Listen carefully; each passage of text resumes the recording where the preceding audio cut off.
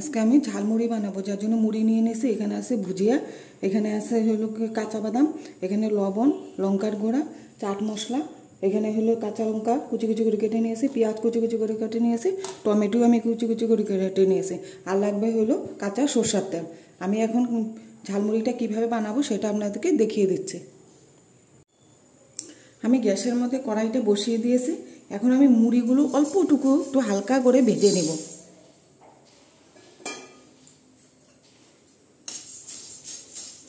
ভেজে নিলে পরে মুড়িগুলো একটু মচমচে হয়ে যাবে।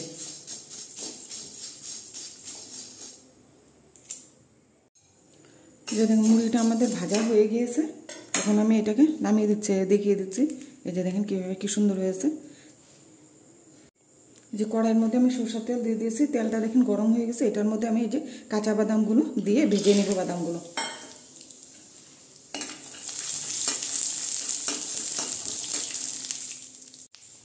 এই যে দেখেন বাদামগুলো আমাদের ভাজা হয়ে গিয়েছে। এখন আমি এটাকেও নামিয়ে দিচ্ছি। আমি এখন ঝালমুড়িটা কিভাবে বানাচ্ছি সেটা দেখিয়ে দিচ্ছি আপনাদেরকে। যে দিয়ে দিচ্ছি যে ভুজিয়া, দিয়ে দিচ্ছে যে চাট মশলা, দিয়ে দিচ্ছে যে টমেটো,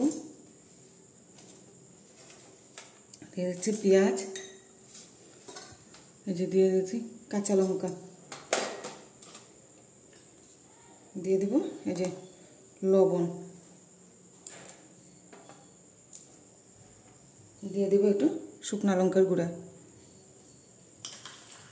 তারপর দিয়ে দেবো এই যে বাদাম ভেজে রেখেছি সেগুলো। আমার এই ঝালমুড়ি রেসিপিটা যদি ভালো লাগে তাহলে আপনারা লাইক করবেন, শেয়ার করবেন, সাবস্ক্রাইব করবেন। এখন দিয়ে দেবো অল্প একটু সরষের তেল।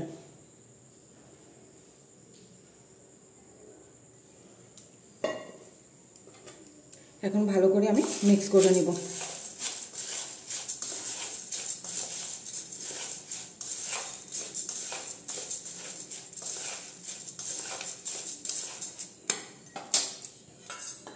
এই যে দেখেন এইভাবে আমি ভালো করে ঢাকিয়ে দেব।